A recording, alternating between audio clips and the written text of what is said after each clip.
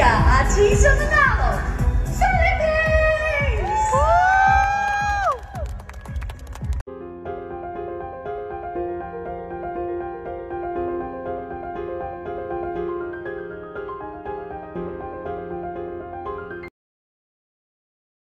Sa Universe Ceremony, muling pinahanga ni Otis Manalo, Miss Universe Philippines 2025 ang buong mundo sa kanyang pasabog na white gown. Suot niya ang isang napakagarang disenyo na tila ginawa para sa isang tunay na diyosa. Ang gown ay kumikislap sa bawat hakbang niya, elegante, makinis, at puno ng detalye na nagbigay diin sa kanyang likas na ganda at karisma. Habang siya ay naglalakad sa entablado, makikita ang kumpiyansa at grace sa bawat galaw niya.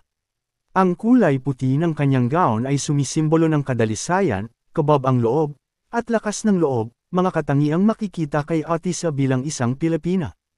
Ang disenyo ay simple ngunit napaka-elegante, perpektong kombinasyon ng classico at moderno. Nang marinig ng mga manunood ang kanyang pagpapakilala sa entablado, biglang sumabog ang sigawan ng mga taga-suporta, ang sigaw ng ilan, habang ang iba na may sabik na kumaway at nagtaas ng bandila ng Pilipinas.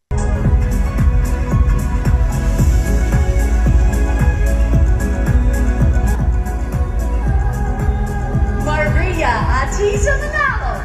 Philippines!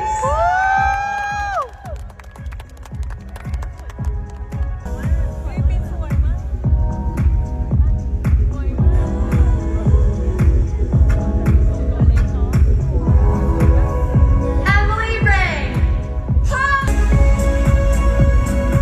Kitang-kita sa mukha ni Otis ang kasiyahan at pasasalamat sa pagmamahal ng kanyang mga kababayan. Ang eksenang iyon ay puno ng emosyon, isang sandali ng karangalan para sa bansa. Marami ang nagsabing ito ang pinakapasabuglok ng gabi. Sa kanyang white gown, si Otis ay nagmistulang reyna na nagningning sa gitna ng mga bituin. Ang kanyang presensya ay hindi basta napansin, ito ay nararamdaman.